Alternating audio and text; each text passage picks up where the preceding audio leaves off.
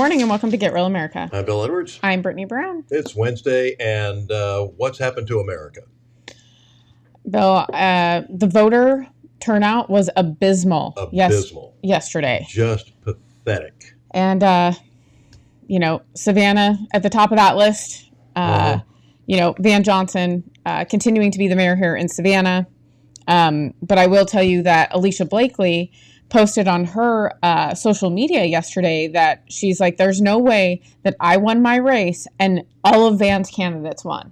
She's like, it doesn't make any sense. She's like, she wants an investigation. So we'll see how that goes. But very interesting day. I do think that Alicia Blakely did win against Pat Rossiter, which was kind of interesting because Van won in a landslide and Van was putting Pat Rossiter on his slate. So very interesting that that did not translate for him. Disappointed that Pat didn't win.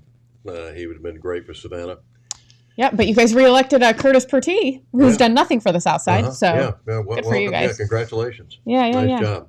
Yeah, and Bryan County voted to have more taxes, SPLOST, and so did Effingham County. They voted to have a T-SPLOST. So I don't understand the vote for more taxes, but good for you guys. Yeah, I'm glad that you're doing so well financially under Bidenomics that you can afford all this. Yeah. Carol Bell was also elected to her post, and that is the seat that Keisha Gibson Carter was in until she decided to run for mayor. And District 2, Dietrich Leggett. I mean, we pretty much all incumbents: Linda Wilder Bryan, Nick Palumbo in District 4, and Estella Shabazz. And I am very excited to say that Brian West won in Tybee. He is going to be really good for that city. Also, a friend, Tony Plew and Catherine Williams and Nick Sears winning those city council seats in Tybee. Pooler, actually, big change there. Karen Williams won her mayoral seat there. And then, of course, John Wilcher, who is an incumbent and also the son of the sheriff, won his city council seat there. Good news. As an incumbent. Yes, absolutely. And Aaron Higgins, who has been he got the most votes out of any city council person. And the reason for that is that he is super involved and he is always available to answer your questions. And he always, we had a huge issue in our subdivision and he was great to work with us on what our options were. And he empathized with us. So I really like him, but very, very interesting races. Anything you were surprised about, Bill? I was just stunned at the races on the national level. I couldn't believe that Kentucky would reelect Beshear. I couldn't believe that Ohio would vote to murder babies. I couldn't believe a lot of the stuff that I saw where it just seemed like apparently we haven't had enough. Apparently we are going down the Great White Porcelain Facility. Do you think that that's because we're not seeing enough people turn out the vote? Yeah, especially, I think that's the biggest thing. Well, I think especially in church-going people, they're the ones not voting. Like, you're the ones that are going to save the country. Come on. Because if you don't vote, I got news for you. The other side is, and they're voting in numbers. The dead people are voting, so you've got to come out and vote. It's like one of my buddies said. He said my father voted Republican all of his life until he died, and then he voted Democrat ever since. Yes. Well, and I will tell you, one of the interesting things that I thought in our county was in the Pooler race, the current mayor, or the previous mayor now, Benton, she was running as a city council person. She did not win a seat. She was like fourth or fifth from winning a seat. She was the second to last place person. Things are going crazy out there. Isn't that weird? Yeah, it is. But anyways, the other thing that's interesting, number one, a gas leak in the most liberal precincts in Kentucky happened yesterday. So I think that that's rather interesting, especially when you look at the down ballot races. Was it is that very similar to, shall we say, the flood that happened in Atlanta in the 2020 election, the flood that didn't happen? It was an overflowing toilet that somebody had stopped up on purpose. Yeah, it seems to be that way. And the thing is so Daniel Cameron, who was the Republican running for governor, did not win. However, the Secretary of State in Kentucky, Michael Adams, who is the Republican, won by 60% of the vote. Hmm. And the Attorney General in Kentucky, Russell Coleman, won with 58% of the vote. So you're telling me that Daniel Cameron only got 46% of the vote? Typically, Republicans are not voting for a Democrat if their life depended on it at this point because of how crazy they are. Yeah, it's kind of like overwhelmingly, Brian Kemp got reelected. Had half of those Here's people what I found. Voted for Herschel Walker, we wouldn't have Raphael Warnock in the Senate right now. And for you people who said, I just couldn't vote for Herschel Walker, well, a pox on both your houses. Shame on you. 100%. And we're going to be fighting that battle again in 2 years to try and get rid of one of those guys. But Steve Stanton Sr. says, and child sacrifice is legal in Ohio. That was probably one of the most shocking things that I saw. But I also think when you look at the voter turnout, that's the problem. The people that will vote morally and vote with their conscience, they're not voting. You have all of these people who are on government assistance and that have been indoctrinated by these universities. Those are the people voting right now. You think that these votes happen by osmosis? You've got to get out of the polls. You've got to start the early voting. You've got the mail-in ballots, whatever it is that the Democrats are using to win these elections now, if indeed they are winning them. But you've got to get out, and we've got to counter this. The fate of our country is at stake here. You've got thousands of illegal aliens coming in here, and they're going to be voting. You can say it's illegal or not, it's unconstitutional. Well, this administration and the Democrats have forgotten about the Constitution. We knew that during COVID.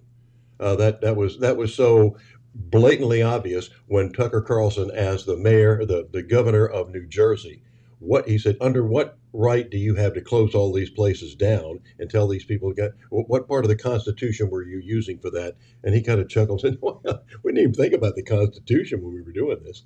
Oh my gosh. Yeah, there you go, Governor Murphy. And by the way, he got reelected.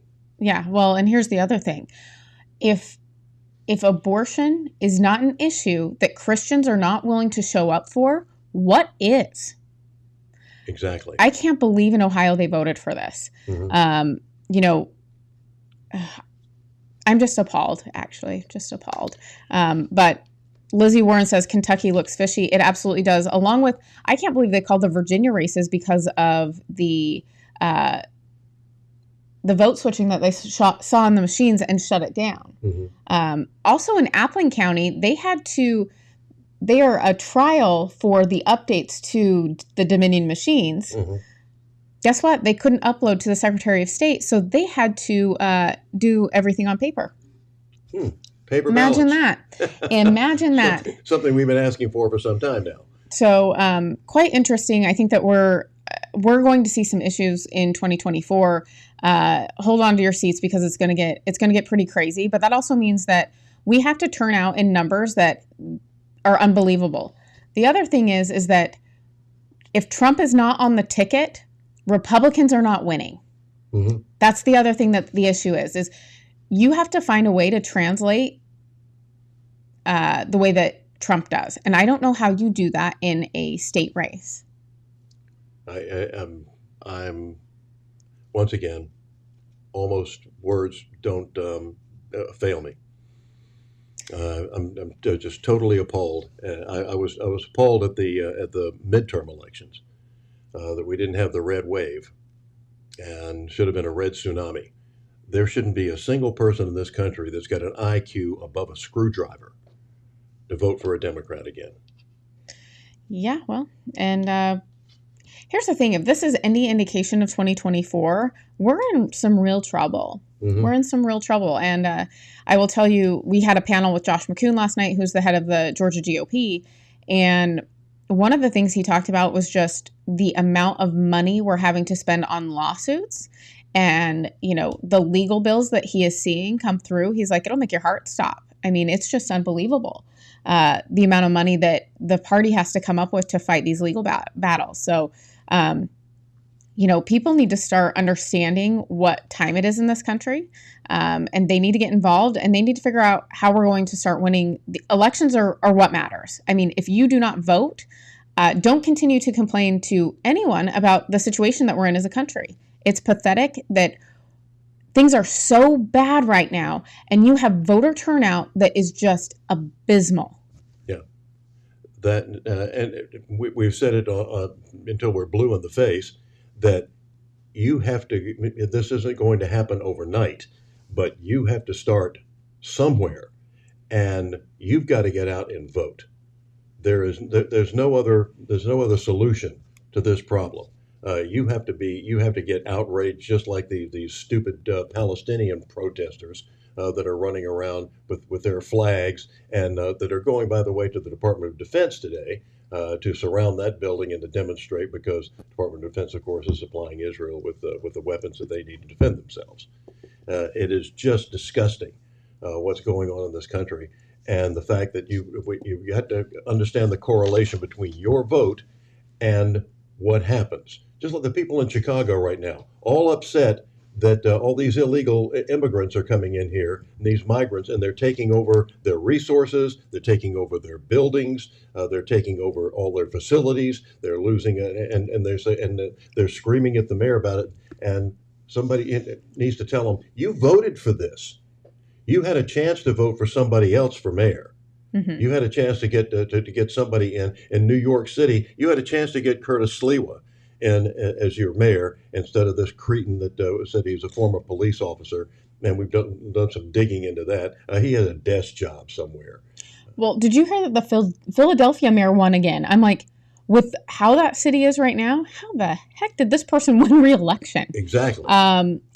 It's insane. It's absolutely insane. It was a good day for incumbents and a good day for Democrats. Yeah, well, that also speaks to maybe some laziness on the voters' part of doing some research. Mm-hmm. Steve Statton says Benton is a goofball.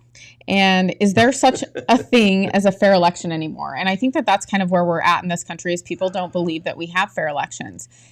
But sitting on your hands and saying, okay, I'm not going to go vote on principle, well, you can stand on your principles all you want to.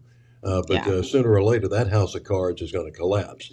It sure is. And I wanted to share a story that comes out of the Arlington GOP up in Virginia.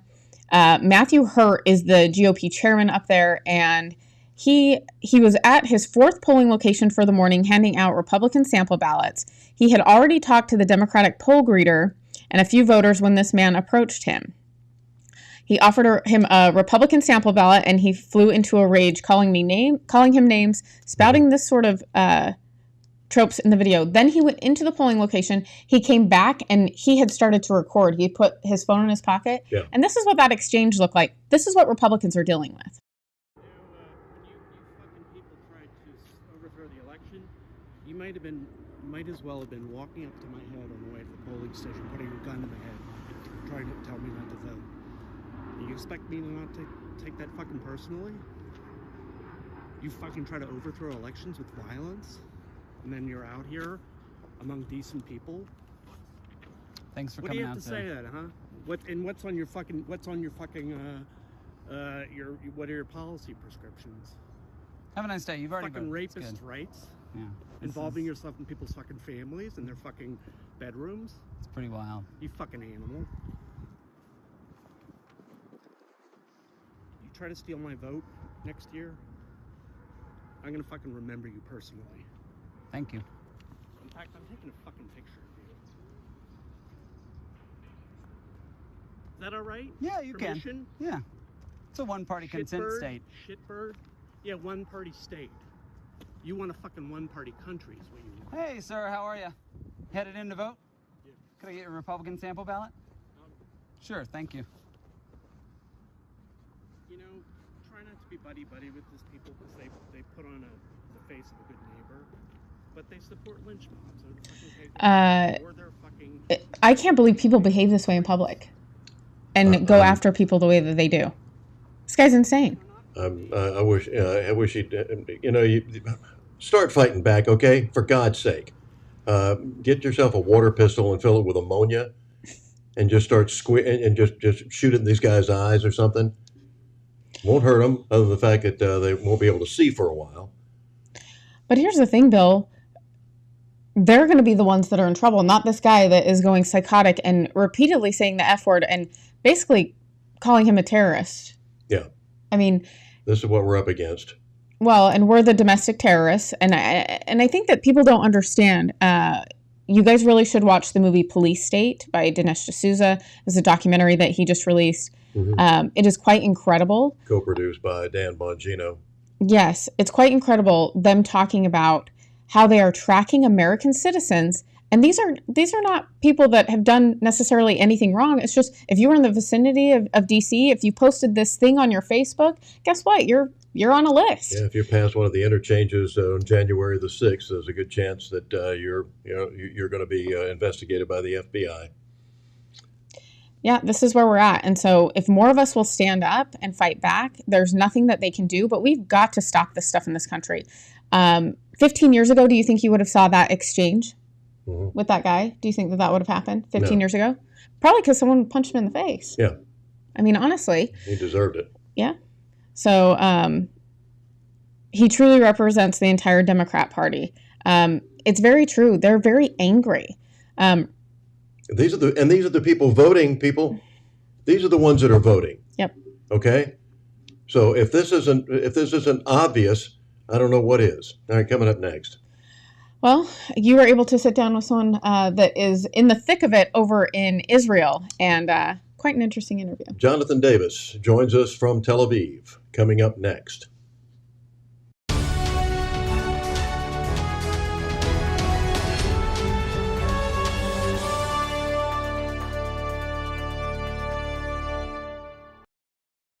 The Savannah area with the power of the Shield since 1934, with personal insurance, employee benefits, and business insurance, with integrity, security, and trust. For more information, go to thepoweroftheshield.com.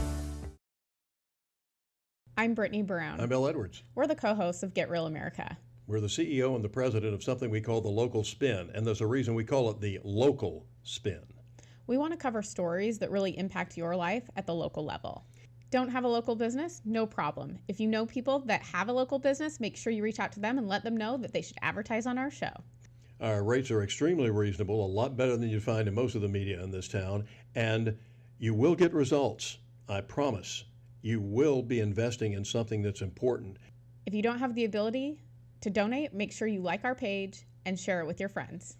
Have you always wanted to own a local media company? Well, now's your opportunity. Here we are. Make sure you become an investor today. Make sure that you go to thelocalspin.com/GRA and donate there. We want to provide an evening and morning news to you in a way that you've never seen before, but we need your help. Yeah, this is something that what NPR said that they were supposed to be. NPR gets something in the range of $450 million of your tax money every year to slant the news the way they want to and to not cover stories that they need to be covering. You need local media. Make sure to check us out and donate today. Foxy Loxy, Coffee Fox, and Henny Penny, making life better for Savannahans with their kolaches, tacos, coffees. They're just amazing. Buy local and keep the torch lit. Are you a mom or dad? Do you have little kids with big dreams? Well, hopefully your kids aren't white or Asian, because if they are, they will have a very hard time getting into their dream college or landing their dream job. Top schools and corporations are run by left-wing Democrats, and they openly discriminate against whites and Asians. So even if your daughter has the best test scores, even if your son has amazing grades, even if they spend extra hours studying and doing everything right, it won't be enough. Unless you suddenly discover that you're part Cherokee, or transgender, or in the country illegally. Otherwise, your kids are out of luck. Which begs the question, if Democrats are hurting your children, why would you ever vote for them? Stop the bigotry. Stop the insanity. Paid for by Citizens for Sanity.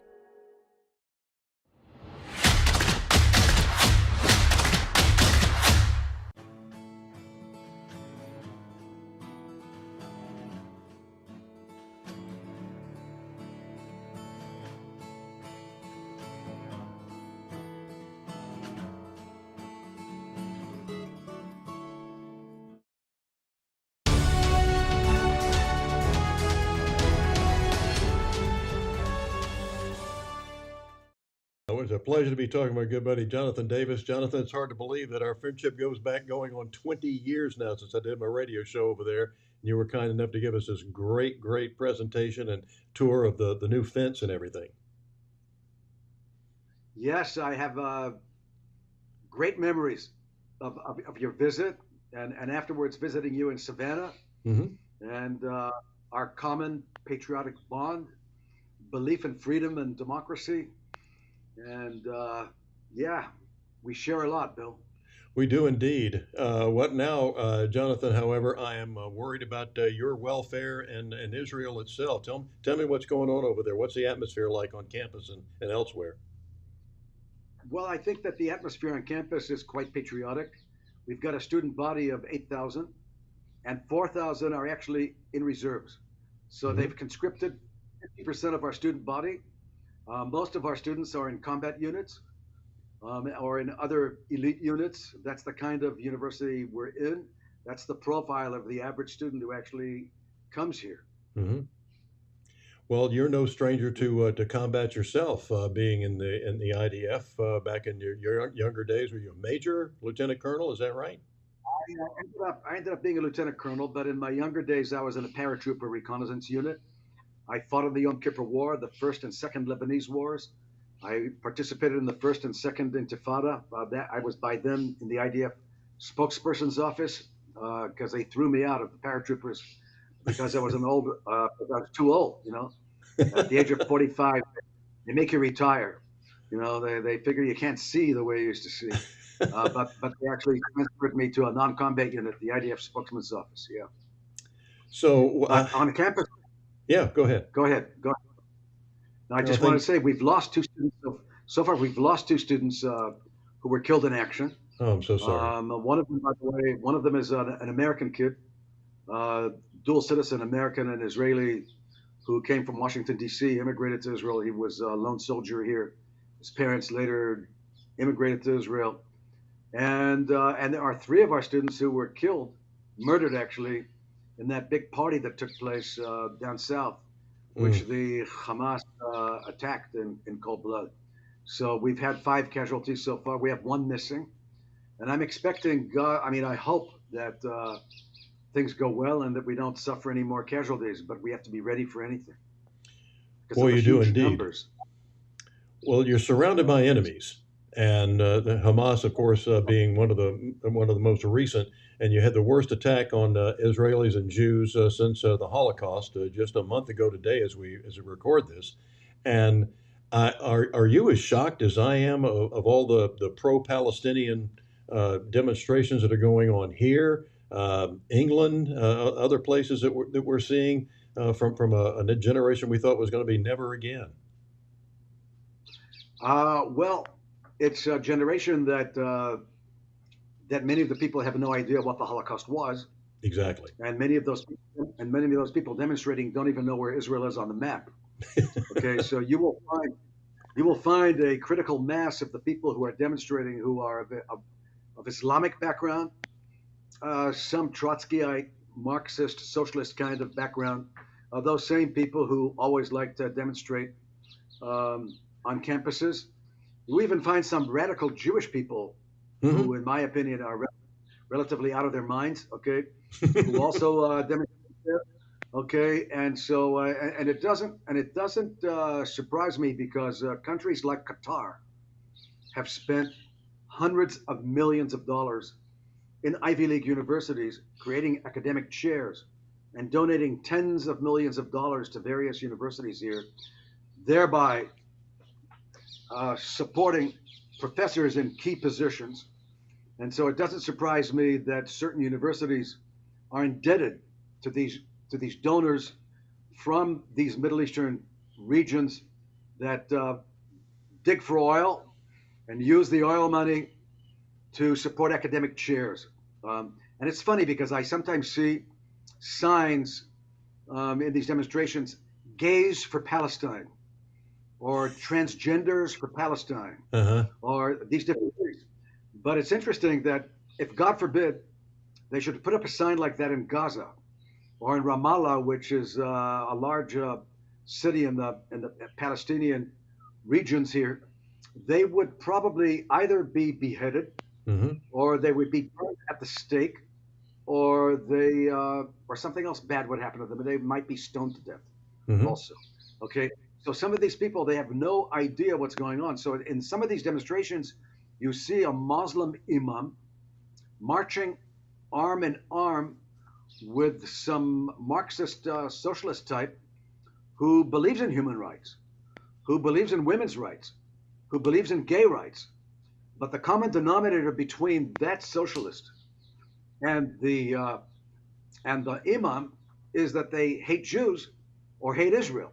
Mm-hmm. So it bonds them together, which reminds me that in the Middle East here, usually the Shia and the Sunni really don't get along with each other at all. Right. Iran is a Shia country, and Hezbollah, which is another country north of us, with what used to be Lebanon once, which is now Hezbollah, supports Hamastan, which is where Gaza used to be. Now it's interesting that Lebanon is Shia, and the Syrians are Shia, and the Iranians are Shia. But when it comes to fighting Israel and making a nuisance out of yourself and being terrorists, they're willing to sit in the same room as the Hamas, who are Sunni. In Iraq, on any given Friday, you'll have Shia bombing some Sunni mosque, and the next Friday, the opposite. Okay, but once again, when it comes to the common denominator of fighting Israel, that's what these people do. The enemy of my enemy is my friend. When it comes to anti-Semitism, when it comes to being anti-Zionist and anti-Israel, that's frequently the situation. It's so odd. It's so odd to see some of those signs because those people would not last 1 minute in any Middle Eastern country. Exactly. By the way, they wouldn't last in moderate Middle Eastern countries. Mm-hmm. I mean, you can't be gay in Jordan and you can't be gay in Egypt. If you're gay in Egypt, it's against the law. You'll end up spending 5 or 10 years in jail for being gay. Okay, so, and those are the moderate countries. Okay, in the Middle East. Mm-hmm. I mean, there are more extreme countries in the Middle East, like Iran, where they'll hang you from a crane. They hang about 1,000 people a year who are gay in Tehran. Okay, but these people are still marching arm in arm with these guys, which is just fine. Okay, because it's not the leaders of Silicon Valley who are marching. It's not the people in Wall Street who are the movers and shakers who are marching, and it's not the good old American spirit that's marching there.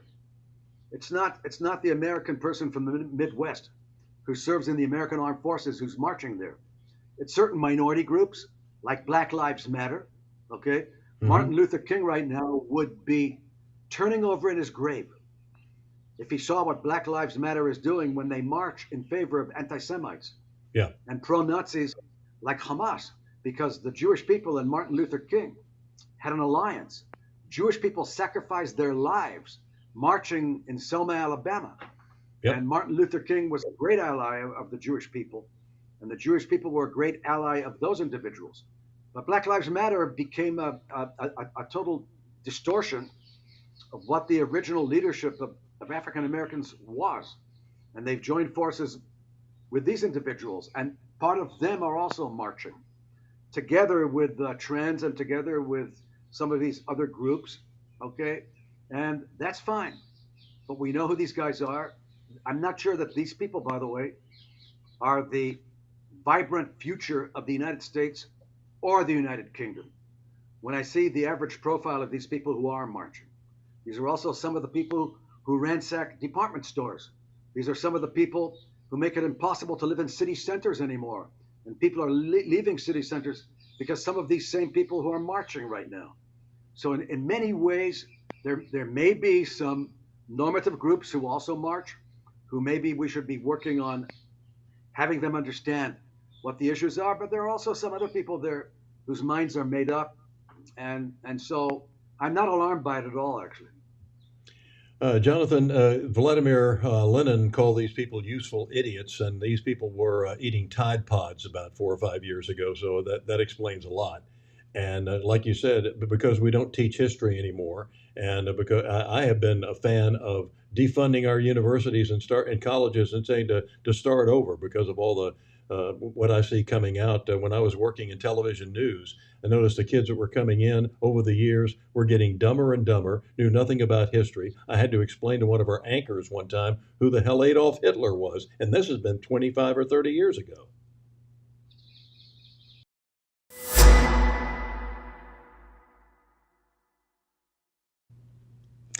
There's definitely more of that interview. Yeah, we'll have more of that for you next week. But it's Jonathan Davis, former paratrooper in the IDF and served as a retired lieutenant colonel. And now he is vice president of IDC Herzliya. Herzliya is a community right outside of Tel Aviv. It is one of the biggest universities in the country. And it's the only university that teaches all their classes in English and Hebrew. Oh, wow. It is an amazing place, and Jonathan Davis is an amazing person. He gave us a tour of the fence when I was doing. I met him 20 years ago when we were doing our show over there from Israel, my radio show, and he and his wife Iris are just wonderful people. Came over to visit us about a couple of years later. And we just had a great time together. Wonderful, wonderful gentleman. And he has more to say about all the mess that's going on over there in the Middle East. But one of the things that I was glad to hear, because the media won't tell you this because it looks like it's all war all the time over there. Yeah. They, they feel pretty safe. That their defense is doing a great job. The Iron Dome does a great job. And it's kind of business as usual because they're used to this stuff all the time. Can you imagine this just being normal for you in your everyday life? Oh, I know. I mean, Americans would lose their minds. Yeah.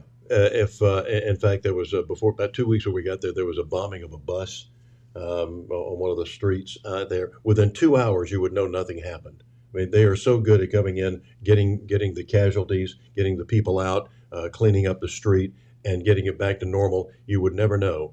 We ate in a restaurant that had been bombed only a few months before. And that's not one thing you want to be good at, Bill. I don't think, but that's pretty incredible. Yeah, but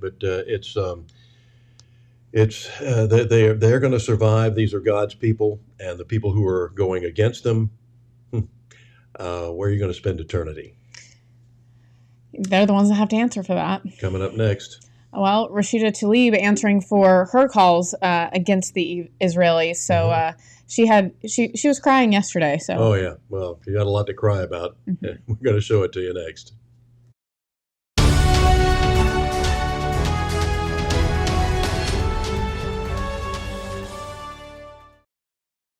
Serving the Savannah area with the power of the Shield since 1934, with personal insurance, employee benefits, and business insurance.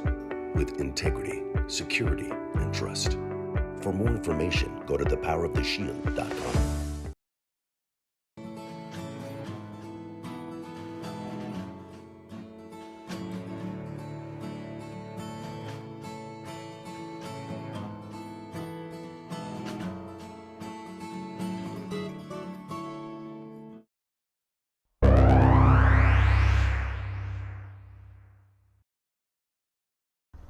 When I grow up, I want to work for a woke company, like super woke. When I grow up, I want to be hired based on what I look like, rather than my skills. I want to be judged by my political beliefs. I want to get promoted based on my chromosomes. When I grow up, I want to be offended by my coworkers and walk around the office on eggshells and have my words policed by HR. Words like grandfather, peanut gallery, long time no see, no can do. When I grow up, I want to be obsessed with emotional safety and do workplace sensitivity training all day long. When I grow up, I want to climb the corporate ladder. Just by following the crowd. I want to be a conformist. I want to weaponize my pronouns. What are pronouns? It's time to grow up and get back to work. Introducing the #1 woke-free job board in America, redballoon.work. Foxy Loxy, Coffee Fox, and Henny Penny, making life better for Savannahans with their kolaches, tacos, coffees. They're just amazing. Buy local and keep the torch lit.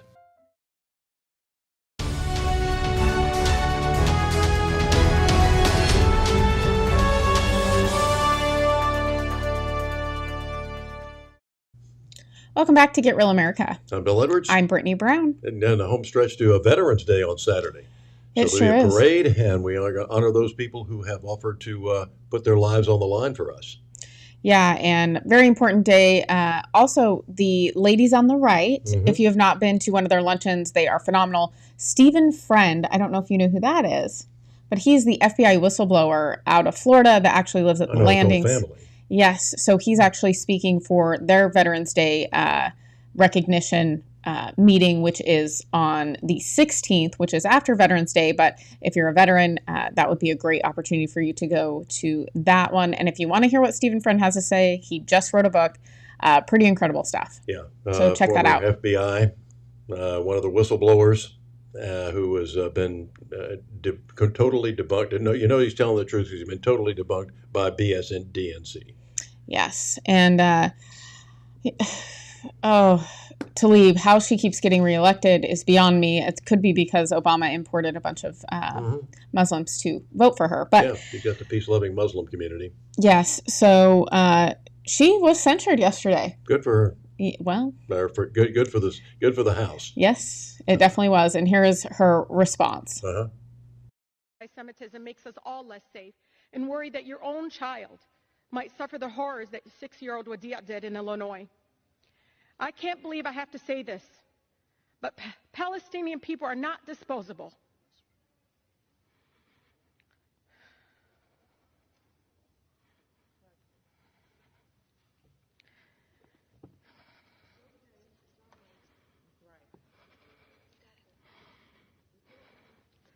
We are human beings, just like anyone else. My city, my grandmother, like all Palestinians, just wants to live her life with freedom and human dignity we all deserve. Speaking up to save lives, Mr. Chair, no matter faith, no matter ethnicity, should not be controversial in this chamber. The cries of the Palestinian and Israeli children sound no different to me. Why? What I don't understand is why the cries of Palestinians sound different to you all. We cannot lose our shared humanity, Mr. Chair. Oh, please, spare me. Knock off the crocodile tears, dear. Hamas, your Palestinian friends voted for those cretins, and they are mobsters. They are monsters. They attacked it. Israel didn't do anything. Israel gave them that property. Beautiful property that's got oceanfront, and it's they could have been building hotels. It could be one of the great garden spots of the world right now, where tourists would be flocking by the millions. Well, and here's the other thing: no one is saying go kill Palestinians. Exactly. I've not heard that from anyone, and so her misrepresentation of things is definitely very powerful when it comes to rallying her base. So I think that we have to be better on making sure that people understand we're not saying go kill Palestinians. We're saying, what Hamas did to the Israelis is not okay. And unfortunately, there's no negotiating, which we used to believe this in this country. Mm-hmm. We don't negotiate with terrorists. And these people have put so much fear into the Israelis that have to deal with that on a day-to-day, and they're allowing people from Palestine to come into Israel to work, but there's still a risk with doing that. Yeah. And they're still doing it. So I think that these people just live in a reality that it doesn't exist over here. We're seeing signs that say, gays for Palestinians. Those people would throw you off a building if they ran into you. That's what Jonathan Davis was just saying. It's unreal. If you went over there and say we're the LGBTQX04G XM15, a symbol for boron, here to help you out, you'd find your head on a stick somewhere. Yeah, and I will say there were Democrats that voted to censure her, and she was censured yesterday. Steve Stanton Sr. says, I wouldn't show her talking about anything. The importance of showing these people and what they're saying, the reason it's important is because we need to understand these people so we can combat what they're saying and what they're doing. Exactly. We need to make sure that we are more in tune with what they're doing than what we're doing. Keep because your friends close and your enemies closer. Absolutely. Well, we have got to learn to, we've got to come up with a different narrative to combat their narrative, because what's happening is they're winning the messaging war. And unfortunately, TikTok, which I believe should have been banned in this country, has manipulated the algorithms to show children and college-age students that are obsessed with this app that it's all about pro-Palestinians and they are the victims, and Israel is bad. So that's why we're seeing all of these people in the streets and tearing down posters of Israelis that are missing. And I mean, it's unbelievable. It is, and now TikTok is now running ads telling you how wonderful they are, and these companies are saying how marvelous it is to have that app available and that platform available for them to do business. It's disgusting. Agreed. Well, India was smart, and they banned TikTok along with several other applications coming out of the CCP. So the Chinese definitely have a handle on that, and we're stupid here in the U.S. because we just allow things to happen. Lizzie Warren says, maybe if your peeps had not slaughtered Israelis a few weeks ago, things would be different. Yeah. Bottom line, right? Just out of the blue. And this story's not going anywhere. We'll continue to talk about what's going on in Israel, but Exactly. It is impacting what's happening here in the U.S., but we're also seeing that fracture, the Democrat Party, which I think is kind of interesting to watch because we really haven't seen them derail from the top-down control that the Democrat Party has, where the Republicans were bottom up, which is definitely a different type of problem to have. Exactly. We have a lot of personalities and a lot of people with some opinions. So it does hurt us in some ways, but I do think it also makes us stronger in other ways. But the biggest thing is show up to vote. I think that's the biggest thing that we learned about what matters. If yesterday wasn't an example, I don't know what is. Well, and Bill, that's the other thing. Like, what do you think people think that don't vote will solve the problems that they're seeing? Beats me. Ask your friends, and if they didn't vote, and exactly what do you think's going to come out of that? It was the old story about the guy that was joked about the guy that was praying to God to win the lottery, and finally God speaks to him and said, "For God's sakes, buy a ticket." Your chances of winning are pretty slim, but if you don't buy a ticket, you ain't going to win nothing, ever. Praying for it is not going to get the job done. Well, and correct me if I'm wrong, but praying without action is a huge problem. That's they don't just say pray for things; it's pray and take action. Yeah, The Bible says, "Seek and you shall find." What's the caveat there? The finding goes to the seekers. We need people to really get involved and really understand that voting really is the only thing that is going to change things. So you better get out and vote. Or a civil war. I mean, we're headed there too. So one or the other. I mean, pick your poison. There's going to be more casualties with this civil war stuff if we don't get things under control in this country with our legislatures and our courts as well. Yeah. The federal courts, I think, are out of control as well. So you know how Black Lives Matter loves the Civil War. Oh yes, of course. They're coming up next. Well, Glenn Beck talking about how they're going to try and regulate the internet and how that will impact all information. Not a good deal. Stick around. Stay real. Foxy Loxy, Coffee Fox, and Henny Penny, making life better for Savannahans with their kolaches, tacos, coffees. They're just amazing. Buy local and keep the torch lit.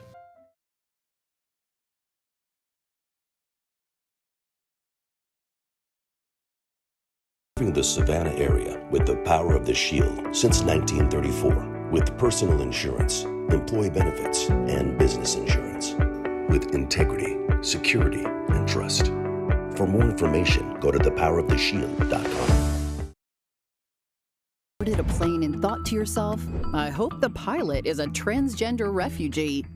Have you ever gone to the emergency room and said, I hope my medical team is incredibly diverse? Have you ever moved to a new city and said, I hope the police department hit its equity goals for the year? If your answer to these questions was no, if you just wanted the most qualified candidates for the job, then you are normal. But we have a lot of very not normal people running America these days. Left-wing politicians believe skin color or gender identity should determine who gets the job.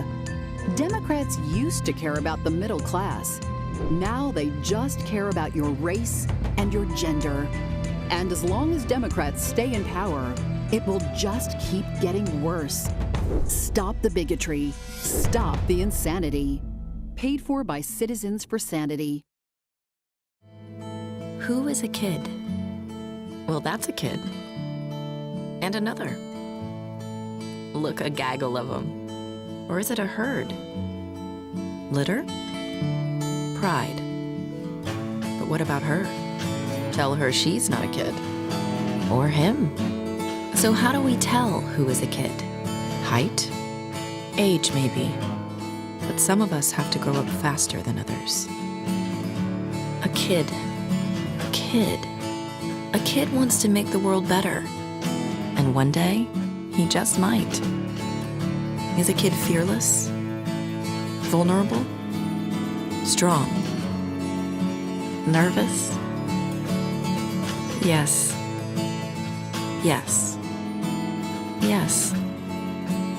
Yes. Kiwanis is 600,000 kids at heart doing all the little and big things it takes to help children around the world. Because kids need Kiwanis. All of them.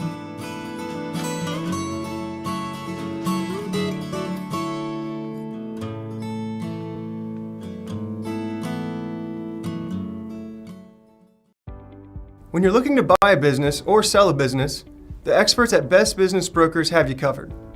Whether you're ready to cash in on your years of hard work or you're taking that first step in buying a business of your own, they're here to guide you through the process and make sure you get the best outcome possible. By having Best Business Brokers assist you when you buy a business or sell a business, they handle the legwork of the intricate process. This ensures a smooth transition of ownership, allowing you to get to work immediately or receive payment for your business as soon as possible. With base operations in Savannah and Charleston, they service all of Georgia and South Carolina. If you're considering starting a business here, the mild winters and 5-tiered economic areas make these the perfect places to do so. If you're ready to buy a business or sell a business, then you're ready to contact Best Business Brokers. Visit their website at b3brokers.com or call at 912-349-0940.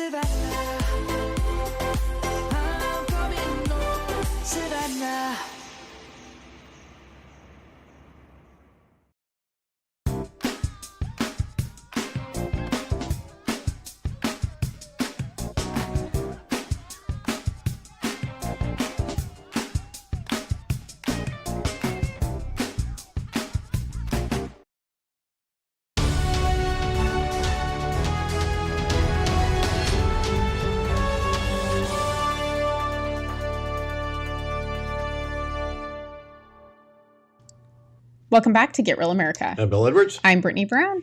As a broadcaster of over 50 years, I have had to put up, and we in broadcasting have had to put up with the Federal Canning Company, the Federal Communications Commission, all of our lives. They regulate, and it's their job to regulate licenses and to make sure that radio and television stations are doing their best to serve the communities that they're in and to serve the public, because they say the airwaves belong to the public.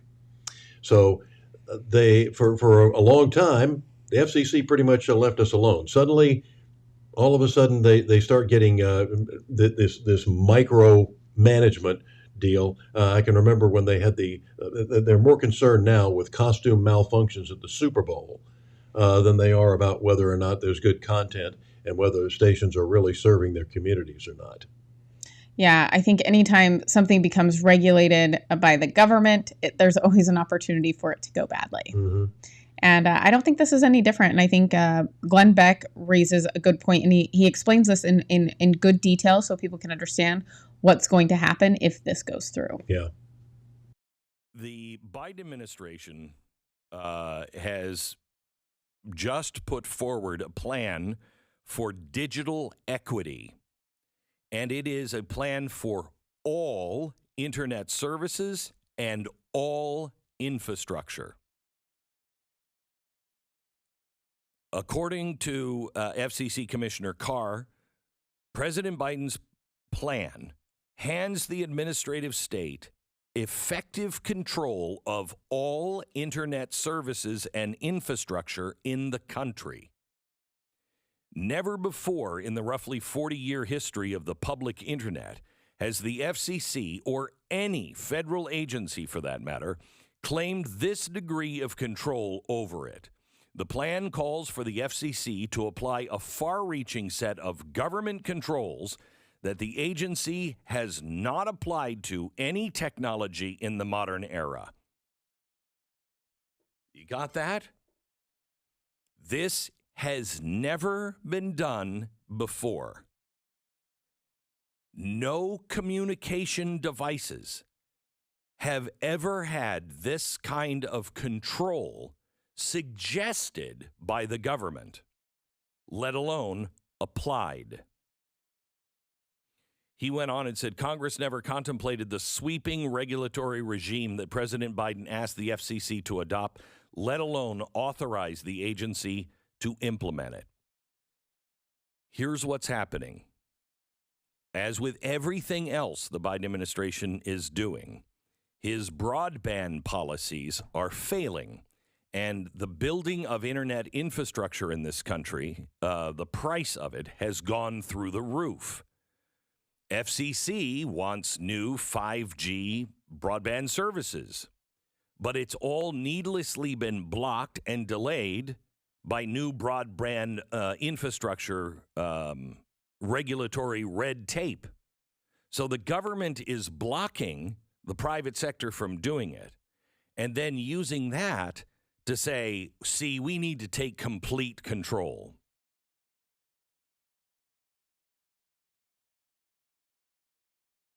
This is breathtaking control of all information.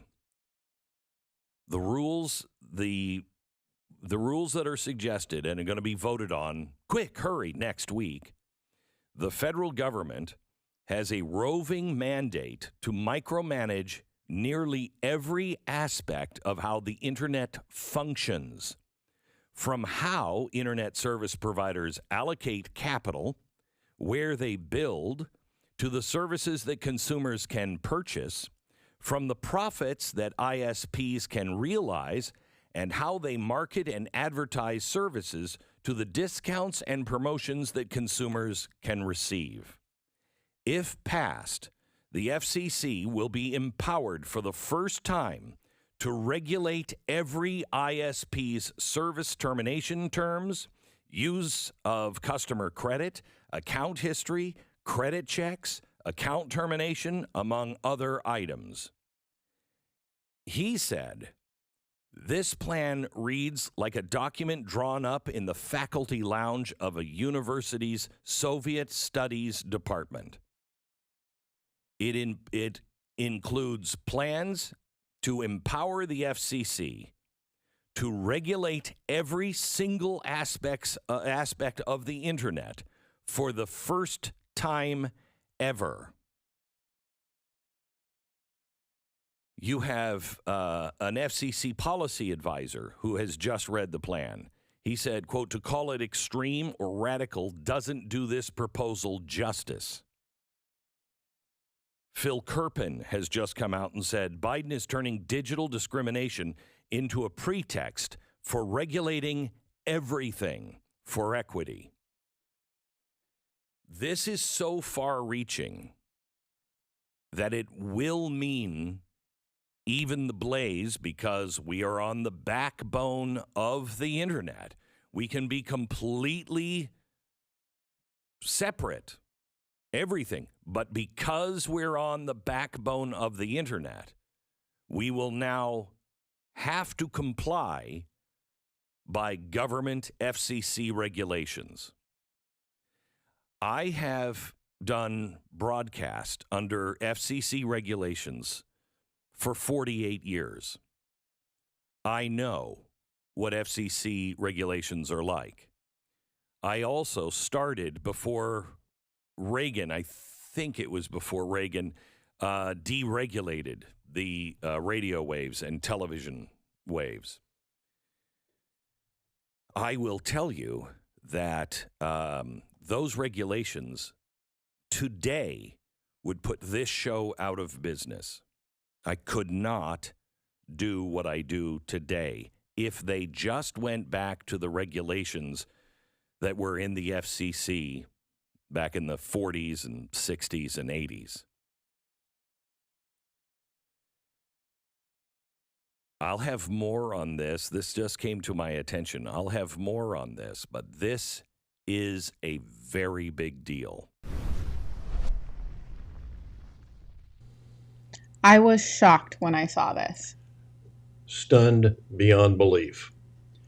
And right now, there's also a proposal before Congress to keep AM radios in cars.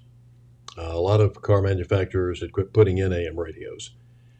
And especially with the coal burners, so the electric cars, because electricity interferes. If you drive under a power line or something, is up when you're listening to an AM station and you get all this fuzzy interference, because AM is affected by these different electric waves that FM is not. So they've told the electric car, if this passes, the electric car people would have to put in AM radios. It would cost them more because they'd have to bring shielding of sorts, so that the batteries that you'll have to replace at $25,000 in a few years would not interfere with the signal. Also, they're making it more difficult to file for an AM radio license, because most AM radio stations now are conservative talk stations, because those are the only ones that get ratings. Imagine that. Remember, the left tried their level best to come up with a left wing. They came up with, remember, Talk America, something along those lines. I don't remember it. And it was, I think, and they were paying an enormous amount of money to these people who were on, including the clown from Minnesota that got elected to the Senate. Was a comedian on the Saturday Night Live. Of course, I've heard funnier lines from a sinking lifeboat, but nevertheless, he gets elected to the Senate. But he had him on as one of the talk show hosts, paying him something like $6 million. Wow! And I think they had about 6 people listening. That's what they do on the left. They tried. Yeah, they tried their level best, and it finally went belly up, because advertisers finally said, "This is nothing." And nobody's listening to you. Well, and Steve Stanton Sr. says a major attack on our First Amendment. It absolutely is. And Mary McCann Highbreeder says Orwellian. Mm-hmm. And George Orwell didn't miss it by much. And here's the thing that I want people to remember. Yes, we want to be moral. We want to be ethical. But when the Democrats are in power, they go for the jugular. Mm-hmm. There is no negotiating.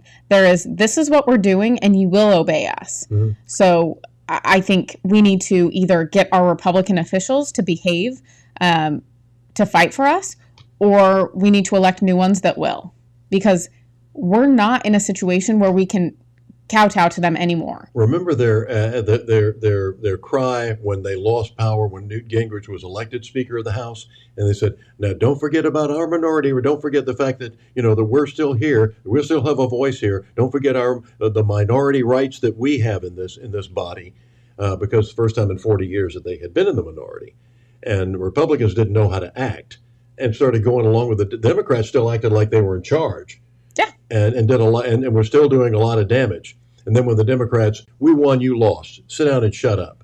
Yep. And it's very important. And, we'll jump into this probably a little bit more tomorrow. It just broke last night, but they did vote to reduce Pete Buttigieg's salary by $1. Don't know where this is going. Like, I'm not really sure. They're not going to. If they pay Pete Bootylicious more than $1, it's that they're spending too much. He's overpaid. Yes. Well, so anyways, I think that that's very interesting, but we'll have to get into that maybe a little bit more tomorrow as more information on that comes out and what that really means. But, remember, you can support us.